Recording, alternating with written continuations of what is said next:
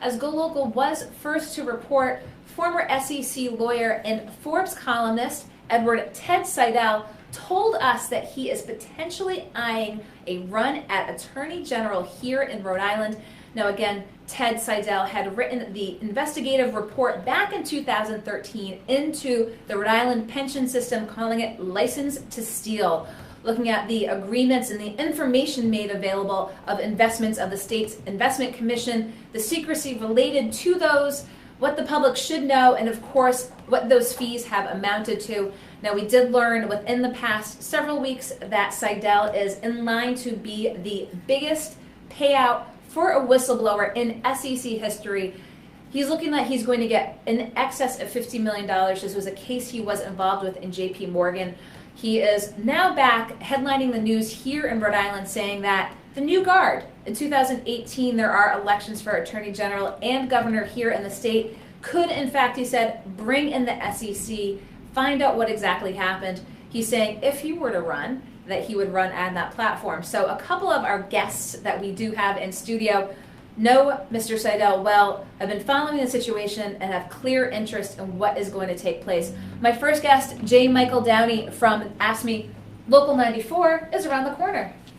First time in studio. Absolutely. I appreciate it. Thank you for coming in today, because it was AFSCME that press conference was held back in 2013, that you had paid for that investigation, said, Ted Seidel, take a look into what's going on here. Our members want to know. So we're going to fast forward just a bit here, because I want to talk about the last couple of weeks, sort of everything sort of coming back around, sort of full circle, if you will.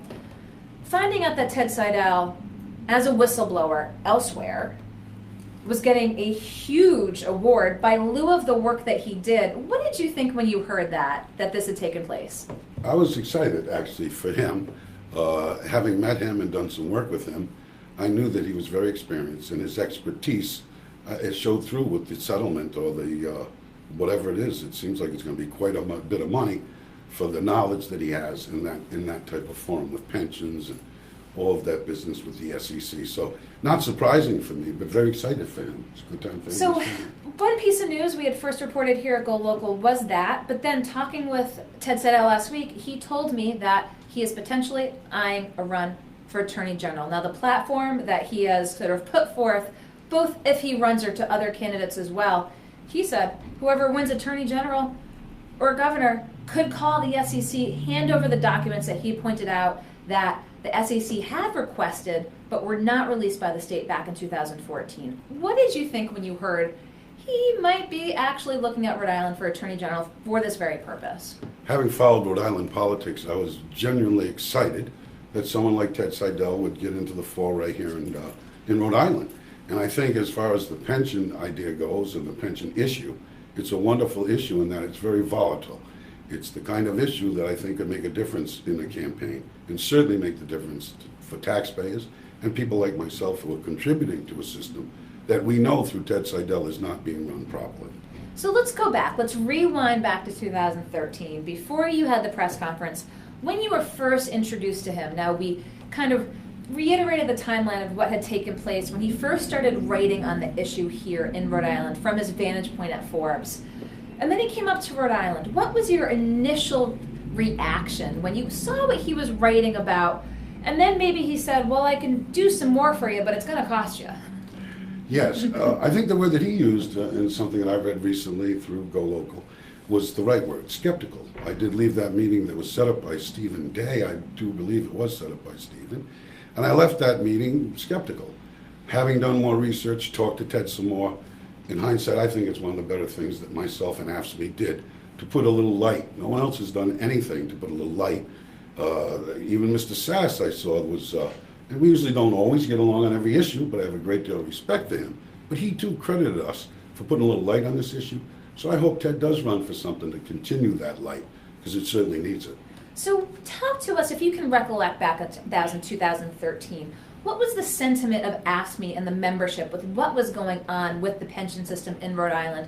What were you feeling at the time as Ted came in about what needed to be done?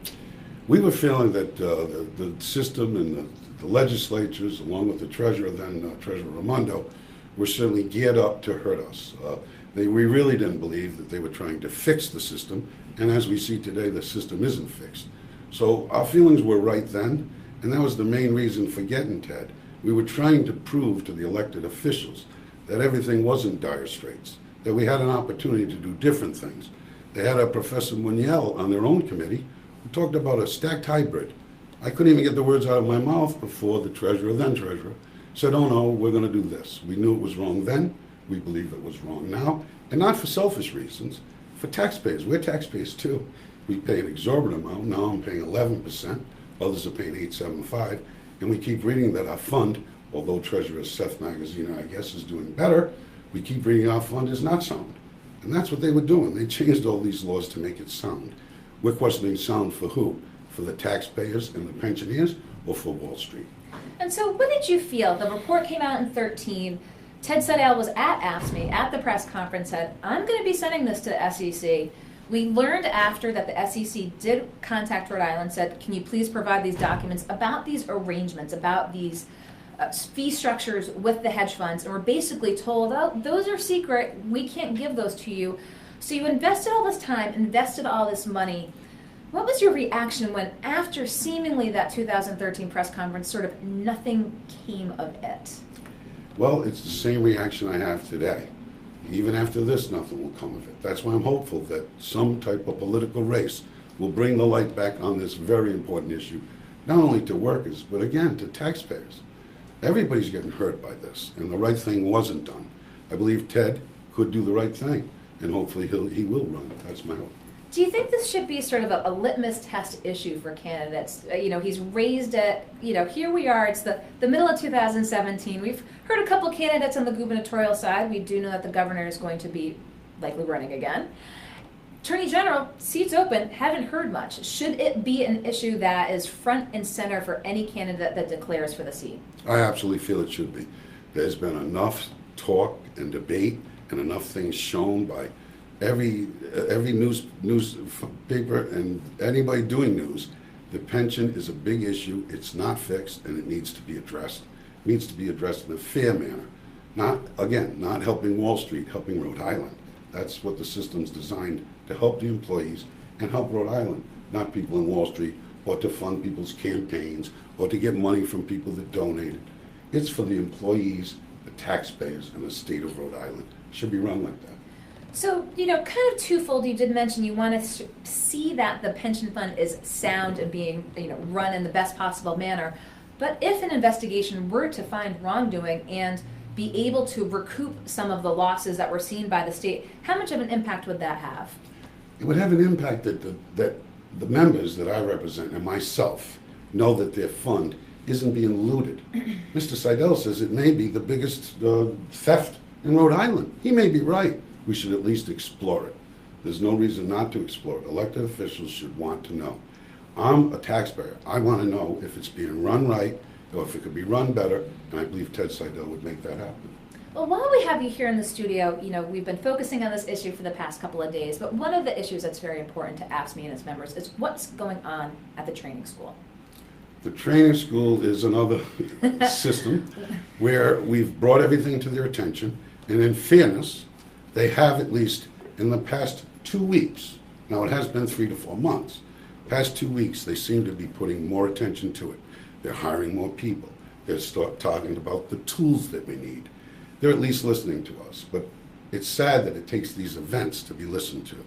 We know what we're doing. The people in the local that do the work have gone to management the way they're supposed to, and management should listen. We would hope it wouldn't take fights at training schools or someone getting hurt, or even worse, as Mr. Minetti said, someone to be brought out in a body bag. So we're happy that they stepped up, but we would like them to step up before people get hurt. Well, as you know, we had AFSCME in the studio here when it happened. A lot of press being, as you said, the light shone on it. So just wanted an update. I'm sure you'll let us know if there's things we need to know taking place at the training school. But as you said, they've made some moves. It seems like they're on the right track too. It absolutely does. They've done some things. They're including the workers.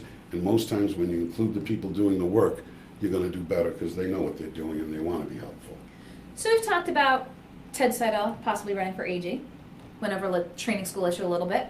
Anything else in the AFSCME plate that you think folks should know about while you're here in the studio with us today? I think the most important thing out of all of this is for people to know that AFSCME didn't bring in somebody that they knew was going to side with them. And I think all of what you've done to pull that out and show that is very helpful to AFSCME. AFSCME did something to help bring sunlight onto an issue that's very important, and we're going to continue to do that. And as you pointed out, when we spoke with former Director of Administration Gary Sass, he said, not a union versus non-union issue. He's a big Republican, said it was an issue of shining the light on something and should come to light. So we'll see what happens moving forward, but I think raised a lot of eyebrows when we heard from Mr. Seidel. Yes, you it might did. be looking here. And I thank you for this opportunity. Michael Downey, we'll talk soon. I'll Thanks let so you much. around the corner, okay?